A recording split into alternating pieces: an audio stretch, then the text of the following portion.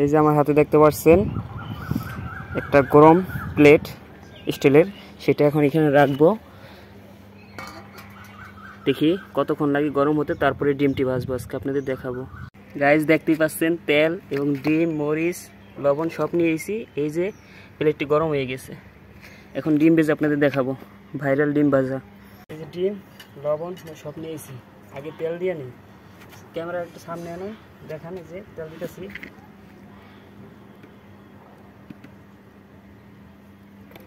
তেল দিয়ে দিছি,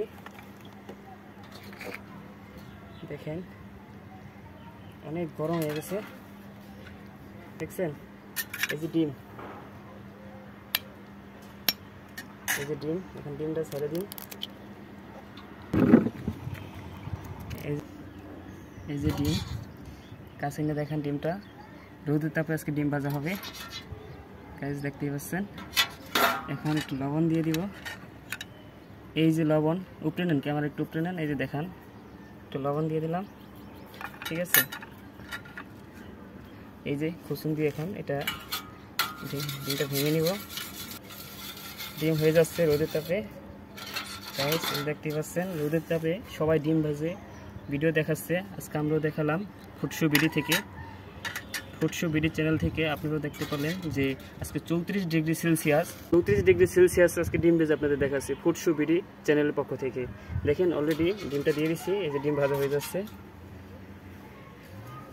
দেখতে পাচ্ছেন। সাথে দুইটা মরিচ নিয়ে এসেছি, দুইটা মরিচও সাইডে দিয়ে দিলাম।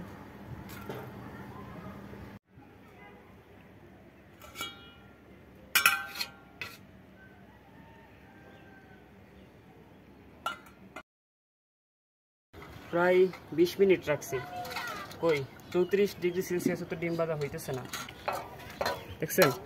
34 ডিগ্রি সেলসিয়াসে কিন্তু ডিম ভাজা হচ্ছে না, অনেক সময় নিচ্ছে। যারা আপনাদের দেখাচ্ছে আসলেই ভুয়া দেখাচ্ছে, কারণ ডিম ভেজে তারপরে দেখাচ্ছে। কারণ রোদে যদি ডিম ভাজাই হয়ে যেত তাহলে সবাই রোদে ভেজেই খেত, দেখছেন। মনে হয় যে 5 ঘন্টা রাখলে তারপরে মনে হয় একটু সাদা হবে। এই হলো 34 ডিগ্রি সেলসিয়াসের তাপমাত্রায় আজকের ডিমের অবস্থা।